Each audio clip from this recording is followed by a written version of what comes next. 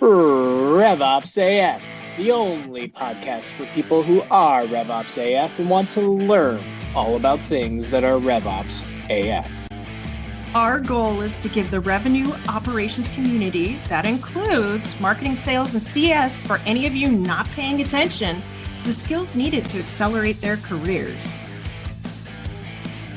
We are going to be talking all about AI and RevOps and the impact of AI on RevOps, the RevOps impact on AI, both of those together. We're going to be talking with Jake Hofwegen, or the Hoff, as he said I can call him as well, who's the VP of Revenue Operations and Enablement over at Contentful. So Jake, tell us a little bit more about yourself and your professional journey into revenue operations, because I know it's rather unique and would love to hear where you got your start. First of all, thank you for having me. I started working at a place called McAfee in Amsterdam. It was a super small company, and I just got lucky, right, working there. Mm-hmm. Either that, or I was interviewed with another company called American Power Conversion, which makes, extension cords pretty much. And so completely different thing.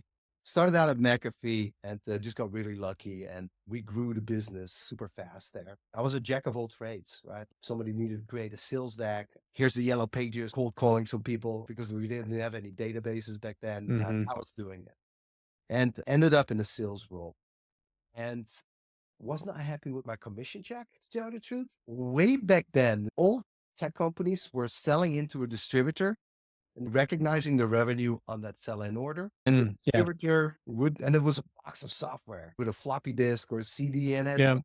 And then it would ship to a reseller, and then the reseller would implement it at an end user. That's typically how the supply chain works. We were selling to an end user, and then that's how they got that product. A lot of tech companies had an issue trying to figure out what got sold in your territory. The POS reports that they got from distributors didn't necessarily reflect the actual end user sale, the end user value, the end user details. Most of the time, it would be the ship to of the reseller, not the actual end user. Long story short, I found a way to get a couple of engineers to marry a POS report of a distributor with the POS reports from my reseller and go to finance and go, hey, I did 400% of my number. Here it is. Here's all the end user detail.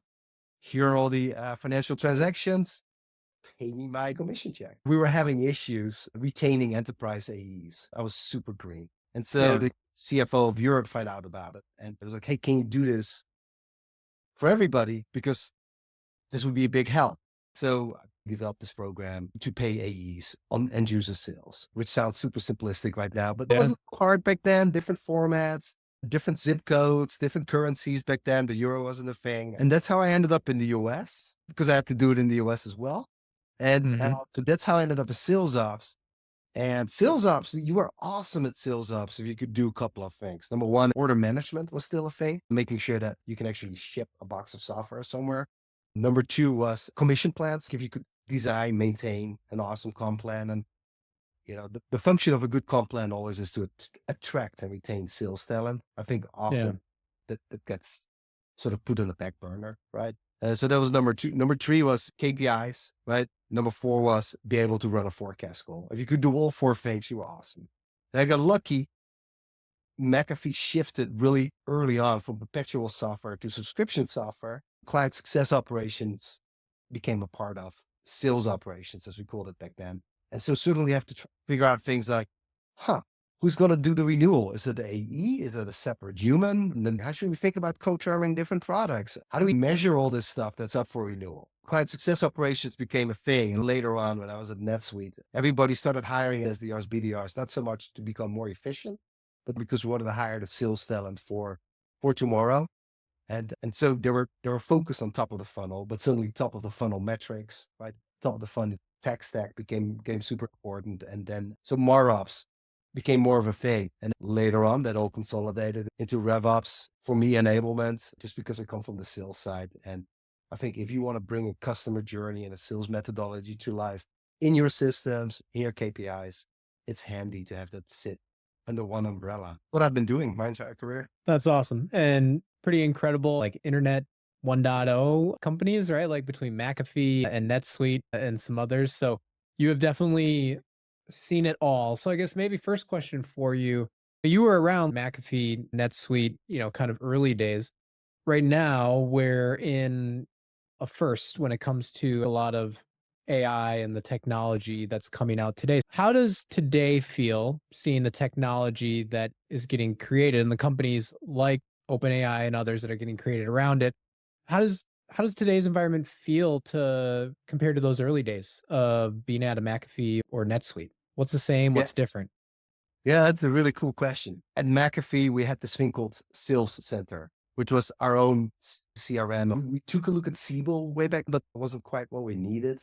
And, Salesforce came around and we embraced that at McAfee. And that was a huge success, but it required a completely different way of thinking. I wasn't working with our engineers. I was working with outsourced software. I could also move much faster in terms of getting people live, getting people to adopt a new piece of technology, but it was brand new, right? So teaching an AE, for example, hey, now you have to start managing all your opportunities out of this thing. And here's all your contact data. And now you have full insight into my funnel. And you also have to make sure that here are all the benefits for you. More support with deal reviews. It's easier to get a hold of deal desk, right? If you need to close a deal faster, spiffs, pipelines, you name it. That was a game-changing piece of technology. I think we're one of the first customers in Sales Navigator. Seismic didn't really pan out that well. So not everything that you're going to do is pan out, right? And that's okay. Like, take a piece of technology, embrace it, and if it doesn't work, move on. Failure is part of what you do in RevOps. LinkedIn Sales Navigator was awesome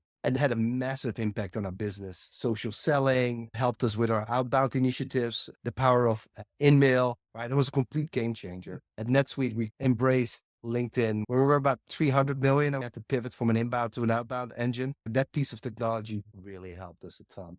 I did that on 6 Sense, for example, intent signals, which was really early on back then. It helped me and my team elevate as a progressive RevOps organization, which was key. It really helped the sales organization, the field organization, basically our customers, to actually increase their game and keep pace with what's out there in the marketplace. Because if you are not keeping pace with new technology, you will fall behind and your sales organization will fall behind and it becomes a competitive drag. Part of your job is always to make sure that you embrace new tech. This reminds me very much of when CRM first rolled around or when all these social selling tools first rolled around. This is exactly the same thing. A lot of people's careers in RevOps and enablement are going to be made or broken based upon your ability to embrace AI. And AI is harder because in the past, we were optimizing for workflows, right? And now we're optimizing for workflows and intelligent search, and it's just less tangible, basically. It's a little bit harder to explain. And automation, entire workflows are just going to be automated away, but it's super exciting. I feel so fortunate that I'm actually living in this time, so I can actually now automate all these workflows way with AI, for example. Yeah. All those things that were innovative right at one time that blew you away at the time that you were able to do, those are the things you're now excited to get rid of with the new capabilities out there. You brought up a couple of very specific examples of tools and the categories they were in, right? Intent, data and signals being one of them, social selling being another, and then you also mentioned the CRM and Salesforce. What are some of the specific things today that you might be trying in your own role or company, or that you would encourage others in revenue operations to try as it relates to AI and technology? Yeah. So in the group here at Contentful and any group where I work, basically at Yax or NetSuite, we always had a field systems organization, right? That's part of RevOps, typically speaking. And that's the tech that enables your field, right? Your sales your organization, your PS organization, your partner organization. About 6 months ago, we decided to have an AI initiative because I find that my entire tech stack is probably going to be obsolete in about a year from now. Large chunks are already obsolete, meaning I can do better and move way faster. And I could probably replace huge parts of my tech stack with one vendor instead of 7 or 8 vendors, right? So I'm not going to name any vendors because otherwise people will get angry with me, but let's just do something really super simple as what every seller needs to do, right? I need to have access to account planning and competitive data, for example. and super hard, right? Even to this day, it's really hard to arm, say, an SDR, BDR with competitive data or competitive talk track, even when they're talking to a prospect live, right? Right now, we had separate tools for account planning. We had separate tools for competitive. That's gone. If you have separate tools for all that stuff, and I had them, so guilty. I know now that I don't need any of this. Like, I just need to have a really robust knowledge base. Also, you can point to external knowledge bases. Yeah. So even if you don't have it internally, you're going to go external. It's easy for me to do a competitive feature set, for example, on Contentful for Zoll or other competitors, and give that in the hands via an agent, for example, to my SDRs and BDRs, and build talk tracks around that. And then I can loop that all back into account planning and account enrichment and account firmographics just by pointing a simple AI to a couple of data sources. It's mind blowing. But to me, that's wow. For most people, it's still like we talk a lot about it, but to actually see it in practice is. And then compare it back to the way that you used to do those things. I think the biggest value add there is the speed, right? Like you brought it up, like the ability for you as a revenue operator to move faster. The faster that you can move really means like the faster you're enabling your sales team to move, or your CS team to move, or your marketing team to move. And that's just going to allow you to produce more results in the same period of time. And the other thing you hit on that I think is really important is the idea of going out and just starting to like test and experiment, and know that some things are not going to work, and that's okay. Whether that's a specific tool or vendor or product that you select, or just an initiative or project that you think can be solved with AI. Not all this stuff is going to work, but that's okay, because that's also kind of the point, is figuring out where the limitations are, either of yourself or with the technology that you're using. And at least for me, like I know even you and I are talking right now, it's the holiday season. So naturally people have had time off. It's been a little slower. So part of what I've been doing is, hey, I just want to go and fuck around with some tools, some technology. I want to see what I can do. To your point, it is actually pretty mind blowing, some of the stuff that you can do. Some of these workflows that I know even for us would span multiple tools and systems and people moving stuff around or clicking buttons. You can literally do that in a very automated way in 90% less time than you ever were able to before. That is the remarkable part. And once you start to do that, you start to think of all these other things that you can now do. That's the big thing for me. The way that I look at it is you just got to start. And once you start, you will start to see all these other things that you can automate that may be the same things that you as an operator built a year ago, 2 years ago, 3 years ago. But that's okay, you know?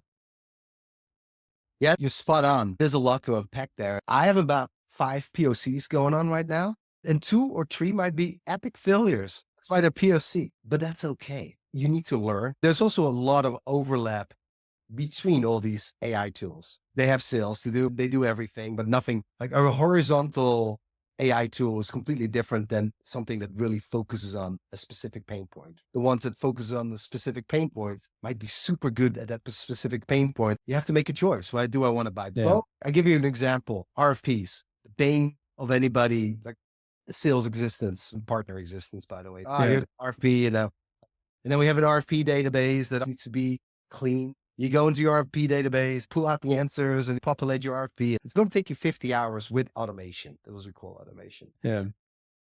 Right now, here's the RFP. You click a button, and I know it sounds like magic, and plop, it populates the RFP with the most up-to-date and verified answers as we have them, right? Literally 50 hours of work. Or we murder competitive data, right? Typically, you have somebody in PMM, and they do a little feature set analysis, and then they load it into some sort of knowledge base or an enablement platform, and then you as an AE gonna find it, and it's the PMM, right? They don't even need to do that work anymore. You can just type it in as a prompt and show the biggest differences between Contentful and 5 other vendors in terms of hosting, for example, and it gives you the answer. The amount of savings is just you got to play and you got to fail, right?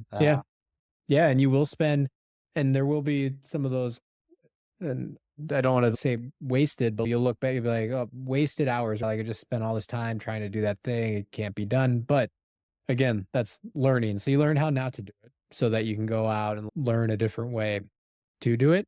That's part of the journey here.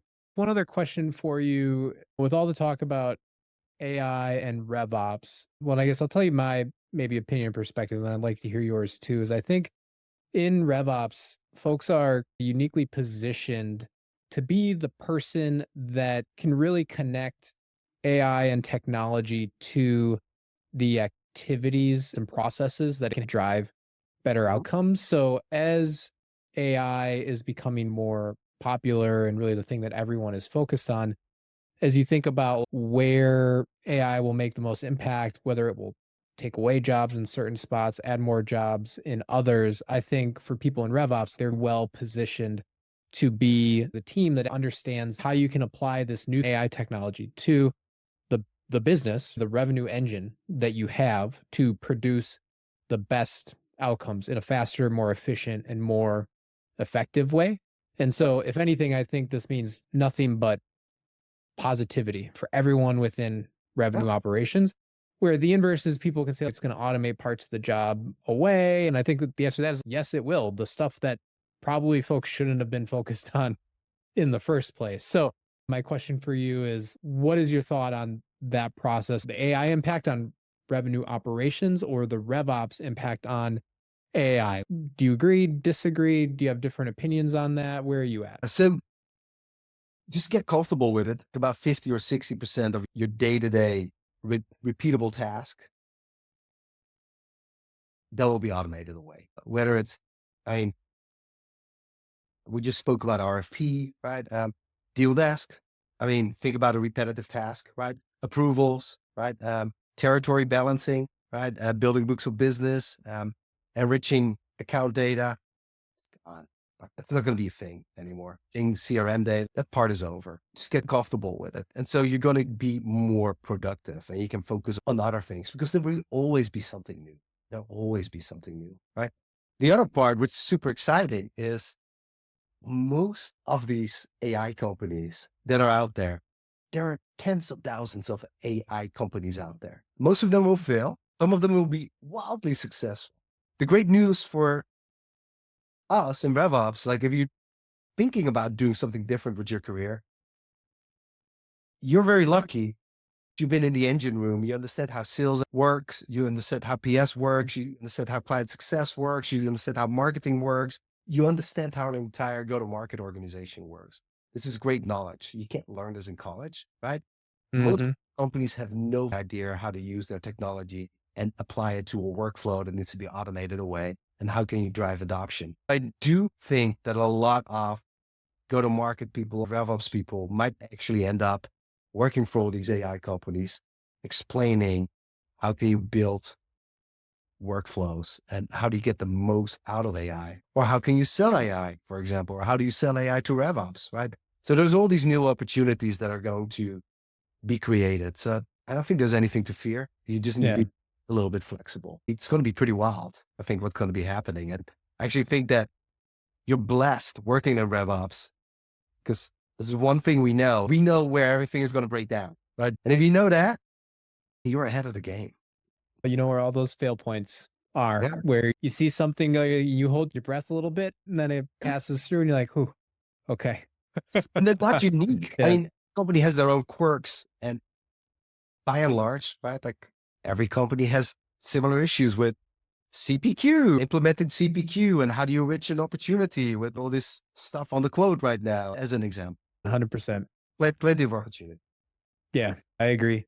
2 more questions for you. One is RevOps related, one is not. My RevOps question is, you brought up the early days of your career, how you progressed into sales operations, then CS ops, marketing ops, and now full spectrum RevOps. What would be one piece of advice that you would give to a revenue operator looking to grow and progress in their career to VP level and above? I guess one thing that has been enormously beneficial for me is coming out of the commercial side of the house. Make sure you always think as a seller, and the seller always thinks on behalf of their customer. the good ones at least. That has been extremely beneficial for me because I was able to go into the details of things. If you go into the details, you become that much more credible if you talk up north to your C-level staff, because they quite often has wild ideas or fantastic plans or great strategic initiatives.